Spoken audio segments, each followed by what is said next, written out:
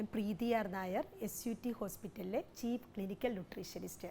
ഇന്നത്തെ topic lactating മദറിൻ്റെ ആഹാരക്രമം, മുലയൂട്ടുന്ന അമ്മമാരുടെ ഭക്ഷണം എങ്ങനെ ശ്രദ്ധിക്കണം എന്നുള്ളത്. ഈ കാലം, മുലയൂട്ടൽ കാലം ഏറ്റവും പ്രധാനപ്പെട്ട കാലമാണ്. ഒരു അമ്മയാകുക എന്നത് ഒരു സ്ത്രീയുടെ ജീവിതത്തിലെ ഏറ്റവും മനോഹരമായ കാലമാണ്. ഈ സമയത്തെ ഭക്ഷണവും പ്രത്യേകം ശ്രദ്ധിക്കണം എന്നുള്ളതാണ്. പലരും പ്രഗ്നൻസി ടൈമിൽ കൂടുതൽ ഭക്ഷണത്തിൽ ശ്രദ്ധിക്കും. കുഞ്ഞിൻ്റെ വളർച്ചയുടെ കാലം ആ കാലമാണെന്നാണ് പലരുടെയും വിചാരം. പക്ഷേ കുഞ്ഞുണ്ടായി കഴിഞ്ഞിട്ടുള്ള കാലവും ഏറ്റവും അതിലും പ്രധാനമാണെന്ന് ഓർക്കുക. ഈ സമയത്ത് കഴിക്കുന്ന ഭക്ഷണങ്ങൾ സമീകൃതമായിരിക്കണം.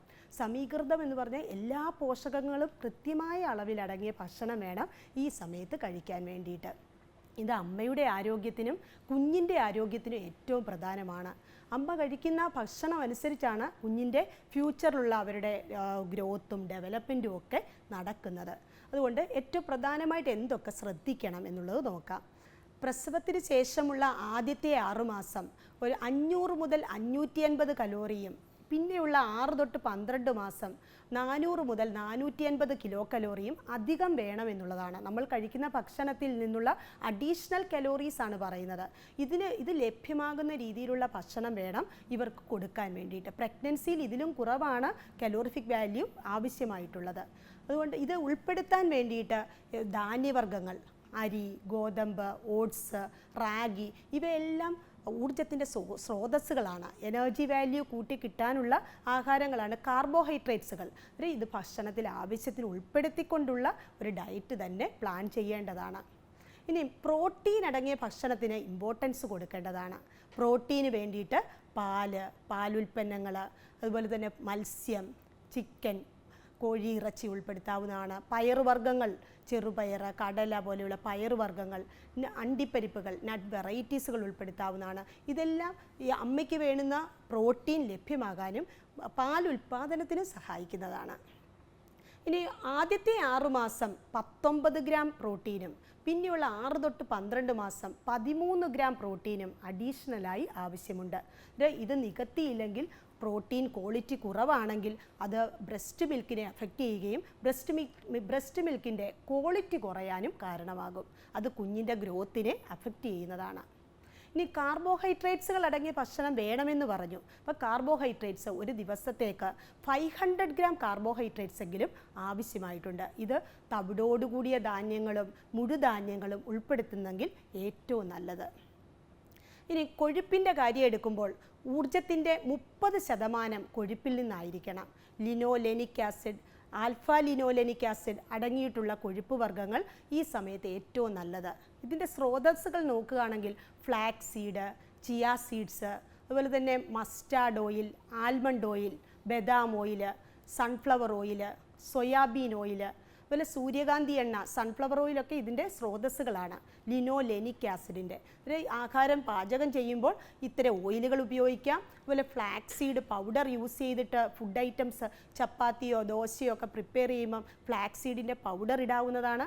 ചിയ സീഡ്സ് ഏതെങ്കിലും ലിക്വിഡ് ഫോമിലുള്ള ഫുഡ്സ് കൊടുക്കുകയാണെങ്കിൽ അതിൽ ചിയ സീഡ്സ് ഇട്ട് കൊടുക്കാവുന്നതാണ്. ഇതെല്ലാം ഈ സ്രോതസ്സുകൾ ലഭ്യമാകാൻ സഹായിക്കും.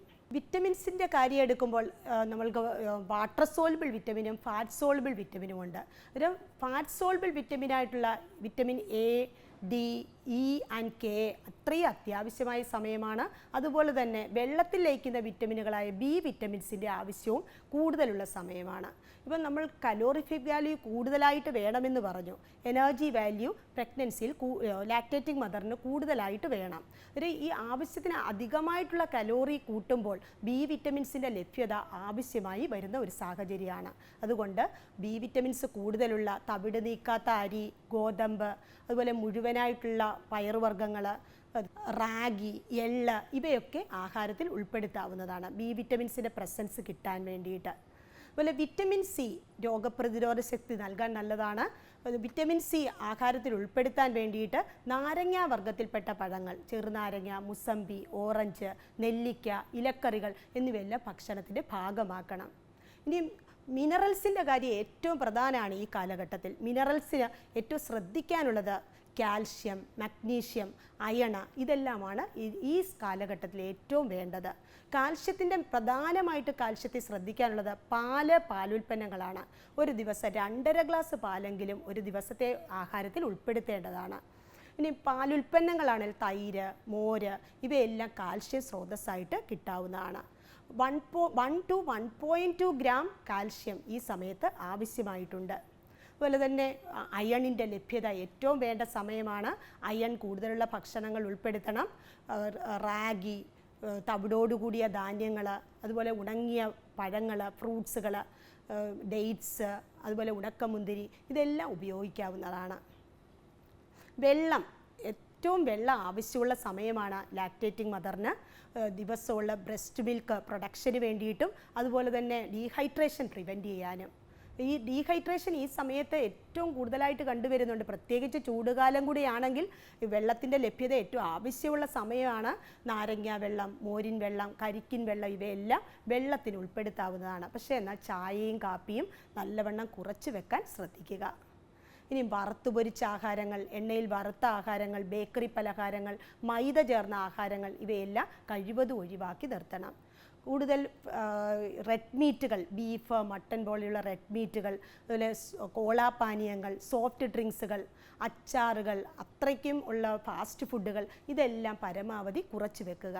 നല്ല ഹെൽത്തി ആയിട്ടുള്ളൊരു ഡയറ്റ് പ്ലാനും സമീകൃത ഫുഡും എടുത്ത് നമുക്ക് ലാക്ടേറ്റിംഗ് മദറിൻ്റെ ആഹാരം ക്രമീകരിക്കുക.